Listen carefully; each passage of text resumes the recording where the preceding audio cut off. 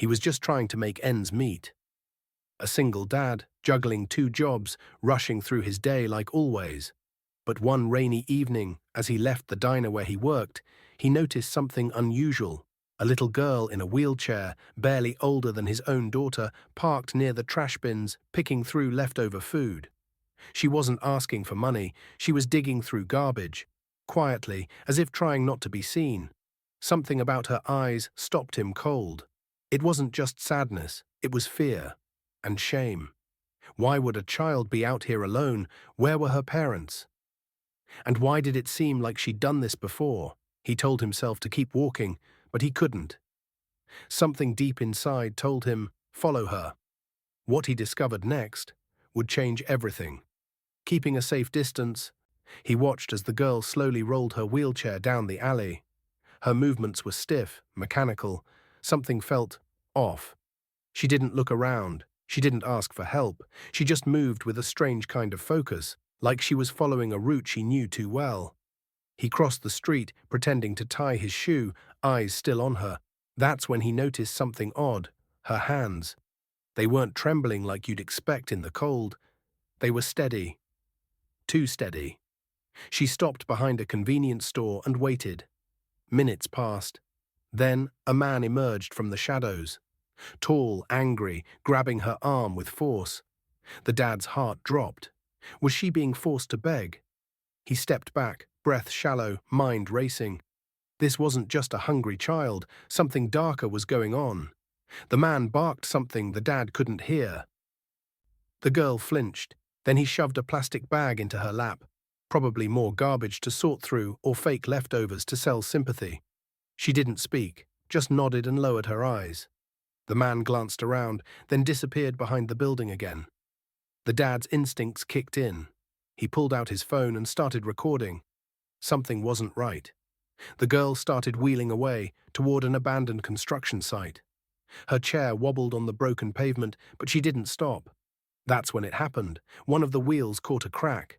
She fell forward hard. No one moved to help. No one even noticed. The dad ran. As he reached her, she tried to get up, on her feet. She wasn't paralyzed. Frozen, he asked, "Are you okay?" She looked at him and whispered, "Please, don't take me back to him." His breath caught in his throat. She wasn't a beggar. She wasn't even disabled. She was pretending. And terrified. And now he was in the middle of something far bigger than he'd expected. He helped her sit on the sidewalk, brushing dirt from her knees. Her legs worked. Not well, but they worked. She looked up, eyes glassy. "I'm not supposed to talk to anyone," she said. "He said if I mess it up again, he'll make it worse." The dad's voice cracked. "Who is he?" She hesitated, then whispered, "My uncle. He says I owe him for taking me in after my mom died." Her voice trembled. "He says I fake the wheelchair because people give more when they feel sorry." The dad's stomach turned. "How long has this been going on?" She looked away. "Since I was 8. I'm 12 now.